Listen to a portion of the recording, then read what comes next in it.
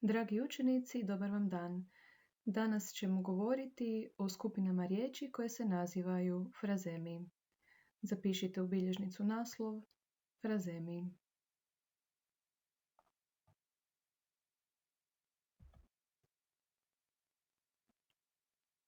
Vi već znate da sve riječi i većina riječi ima doslovno značenje i pravo značenje. Promotrimo sljedeće rečenice. Pila sam vodu s izvora, voda je jako hladna. Kakva je voda? Nije topla, nije mlaka, nego je hladna. Što god da ju kažeš, nju nije briga, tako je hladna. Kakva je to osoba? To je nezainteresirana osoba koja ne pokazuje osjećaje. Što zaključujete? U kojem od ovih primjera imamo doslovno značenje, a u kojem imamo pravo značenje riječi? Vjerujem da to znate prepoznati. Dakle, voda koja je hladna, tu prepoznajemo doslovno značenje riječi, a kada govorimo da je osoba hladna, onda se radi o prenesenom značenju. Zapišite natuknicu da riječi mogu imati doslovno i preneseno značenje. Po želji zapišite i primjere. Po potrebi zaustavljajte video projekciju da biste mogli voditi bilješke.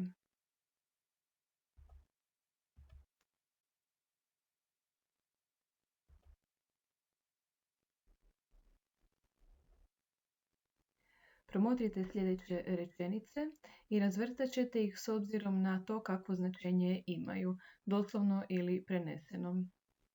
Rečenice glase: s tobom nikad na zelenu granu. Ozlijedila je lijevu nogu. Ris je najveća mačka u Europi. Ptica je sletjela na zelenu granu. Ne pitaj me ništa, ustala sam na lijevu nogu.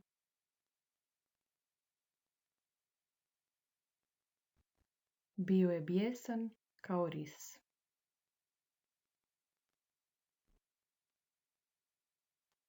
Prepišite navedene rečenice u bilježnicu i napišite imaju li doslovno ili preneseno značenje.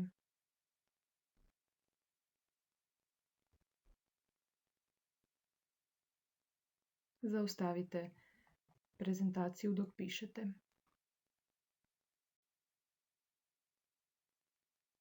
Rješenja zadatka su: preneseno značenje imaju sljedeće rečenice: s tobom nikad na zelenu granu, ne pitaj me ništa, ustala sam na lijevu nogu i bio je bijesan kao ris.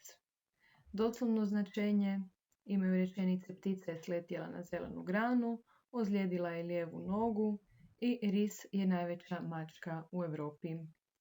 Značenje rečenica koje imaju preneseno značenje je sljedeće: s tobom nikad na zelenu granu znači da nikada ne uspijeva s njime doći do te razine odnosa i razumijevanja koja bi bila potrebna.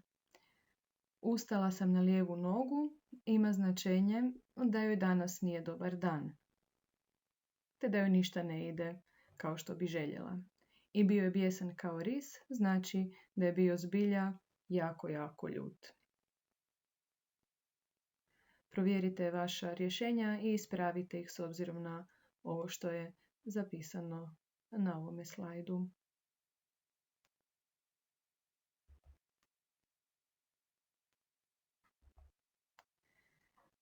Donosim dvije skupine rečenica. U prvoj skupini rečenica imamo primjere frazema. Bacila sam oko na njega, u oko mi je upala prašina, držim te na oku i bacam ti prašinu u oči. Prije nego li kažem ponuđene odgovore, pokušajte sami razmisliti. Kako bi vam bio veći izazov, na trenutak zaustavite prezentaciju i pokušajte sami nadopisati koje bi bilo značenje svake od ovih rečenica.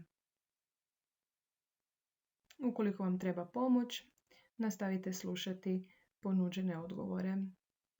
Oko je organ vida. Obmanjivati nekoga. Primijetiti nekoga uz simpatije. ne ispuštati nekoga iz vida, paziti što ta osoba radi. Dakle, sada imate dvije skupine rečenica i povežite jednu s drugom, ovisno o tome koje je značenje povezivo sa kojom rečenicom.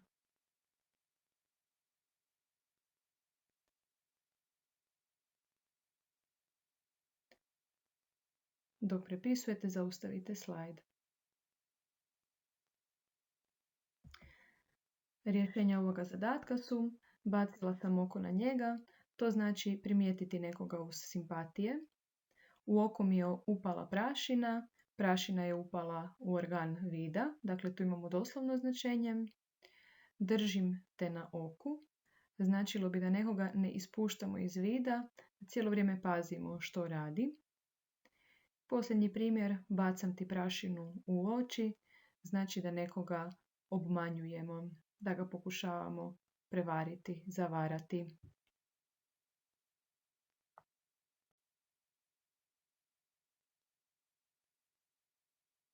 U ovoj skupini primjera uočit ćete da se razlikuju samo u jednoj riječi lijevi i desni stupac, ali značenje im se potpuno mijenja. Pa usporedite lijevi i desni stupac i odaberite one skupine riječi koje su frazemi. U bilježnicu trebate od svih ovih riječi prepisati samo one koje čine cijelinu frazema.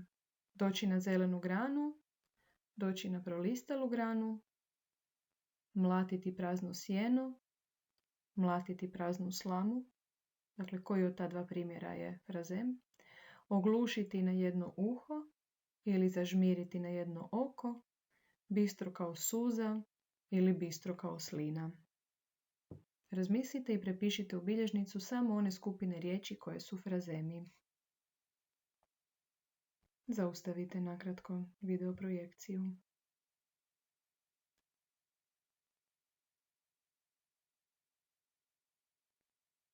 Provjerite vaša rješenja. Plavom su bojom označene skupine riječi koje predstavljaju frazeme. Dakle, frazemi su bili doći na zelenu granu, mlatiti praznu slamu, zažmiriti na jedno oko i bistro kao suza.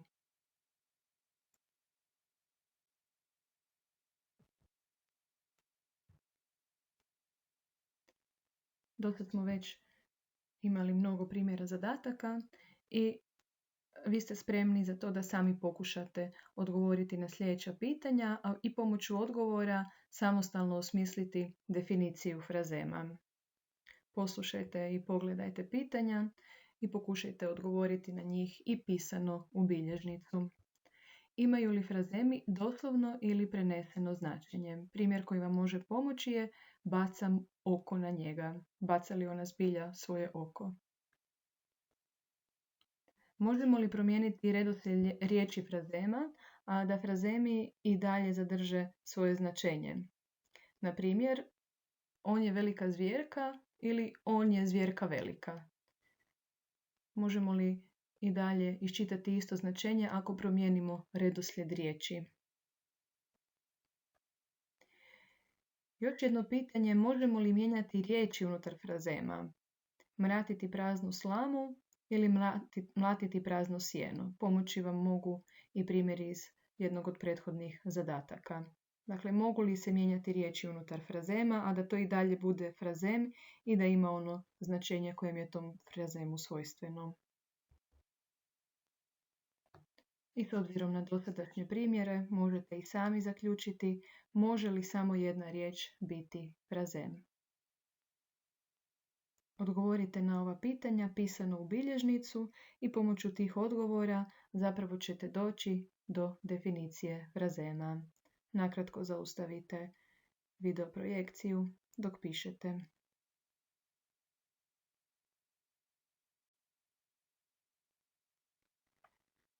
Dakle, odgovarajući na prethodna pitanja, vi ste sami došli do zaključka što su to frazemi. Frazemi su višečlane jezične jedinice, dakle sastoje se od više članova, to jest više riječi.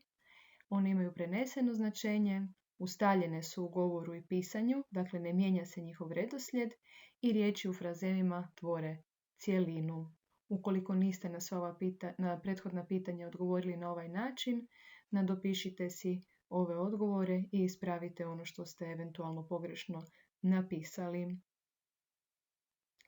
I kratak podsjetnik što zapravo treba upamtiti, koje su nam ključne riječi kada učimo napamet što su to frazemi, preneseno značenje, ustaljeni, čine cjelinu i višečlani su.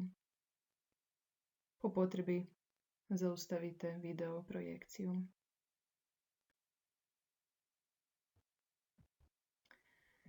Provježbat ćete još jednu skupinu frazema, pokušati pronaći točno značenje frazema i provjeriti koliko ste zapravo upoznati s osobitostima hrvatskog jezika.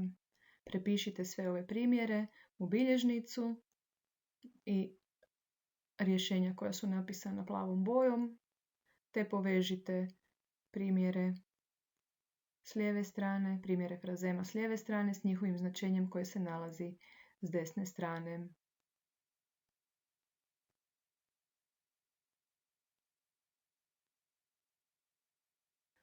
Dakle, rješenja prethodnog zadatka. Stari lisac je lukav čovjek. Kupiti prnje znači otići. Jabuka razdora predstavlja neslogu. Stara rana je neka bolna uspomena. Velika zvjerka, to je moćan čovjek. Kada kažemo da je netko mrtav hladan, to znači da je ravnodušan. Ispravite ukoliko je neki od primjera bio pogrešno riješen u vašoj bilježnici.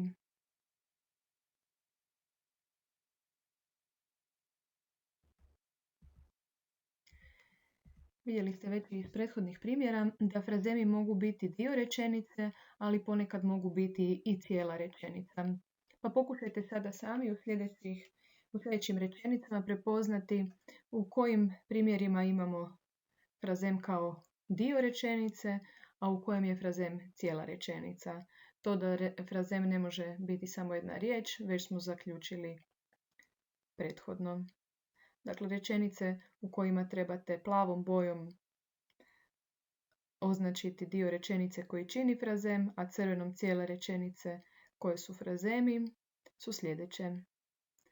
Osjećala sam se kao riba na suhom, kud ona okom, tud on skokom, među njima ja sam crna ovca i nismo zajedno ovce čuvali. Prepišite ove 4 rečenice u bilježnicu, plavom bojom označite dio rečenice koji čini frazem, a crvenom cijele rečenice koje su frazemi. Za to vrijeme zaustavite video projekciju.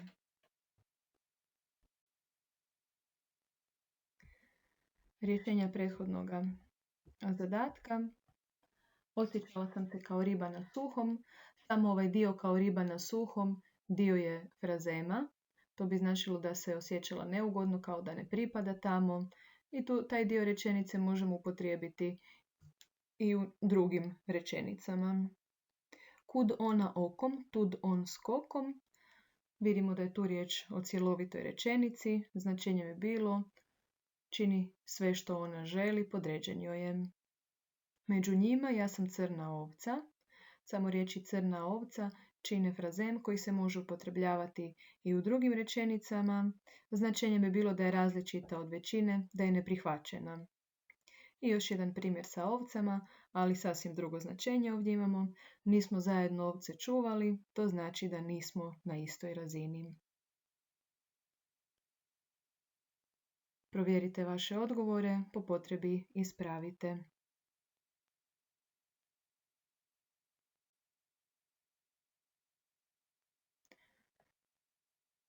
Frazemi se razlikuju i po podrijetlu. Podjela frazema po podrijetlu je na izvorno hrvatske frazeme, primjerice ispraviti krivu drinu, frazeme koji su zapravo posuđenice iz drugih jezika, tako smo iz talijanskoga preuzeli frazem zadnja moda, te dio zavičajnih govora, na primjer otići na kvasinu. također prepišite u bilježnicu.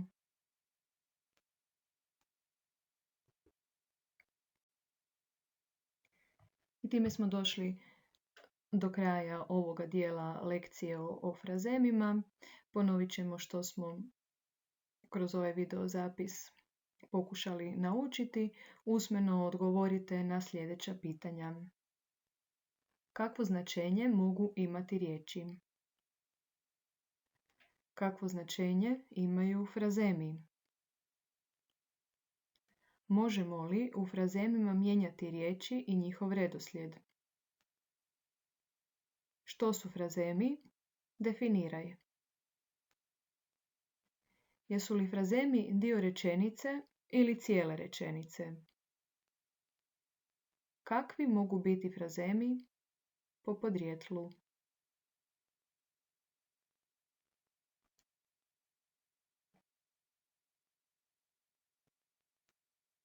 Hvala vam na pažnji.